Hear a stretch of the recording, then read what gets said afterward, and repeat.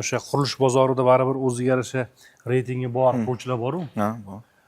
Ulardan qaysi ma'noda masalan har bitta inson, har bitta sohaning egasi o'zini o'sha sohasidagi liderlarni albatta tan oladi. Ha. Deylik, mana sizni nuqtai nazaringiz bo'yicha aynan qurilish bozorida o'zingizni o'rningizni egallab kelayotgan quruvchi sifatida.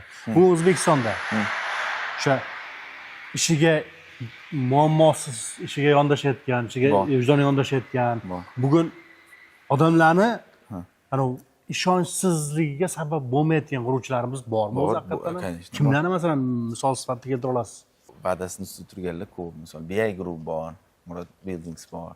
Misol unaqa ommaga populyarni bo'lmasa ham, lekin vaqtida qurib, kamchiligi bo'ladi. Misol Murod Buildings omada, Nestwanda misol qanaqadir videolar chiqyapti, u endi bo'ladi.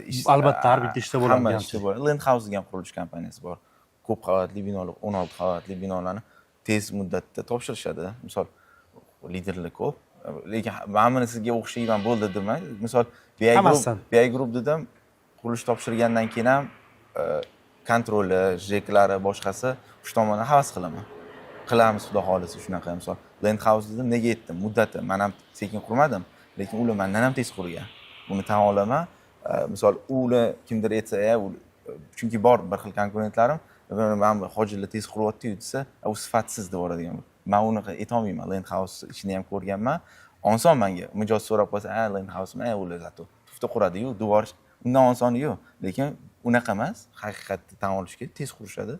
Men misol o'sha tezlik jihatdan havas qilaman. Aytgandek, hamma narsani nimadiriga havas qilaman. Kerak bo'lsa lider emas bo'lsa ham, lekin marketingini zo'r qiladigan kompaniyalar bor. Misol ishi unaqa emas, lekin shu undan battar. Bu shu tomonlama havas qilaman. Misol bor unaqa odam. Sizga ham yoqmaydi misolda aytsam u kimligini boshqasini ham, no tan olishga hammani o'zidan. Qimmat uy qursa-da, sifatli uy quradigan quruvchilar kimlar O'zbekistonda? Narx qimmat. Ya'ni mana ko'pchilik aytadi, juda narx qimmat ularni deydi. Lekin qimmat qursa ham juda sifatli quradiganlar bor. Nomi yo'q quruvchilar bor. Mana puli bor odam 10 ta podez qurgan, reklama ham yo'q. Bo'ldi, bitganda kadastr chiqqanda sotaman degan quruvchilar bor. Uni otini men ham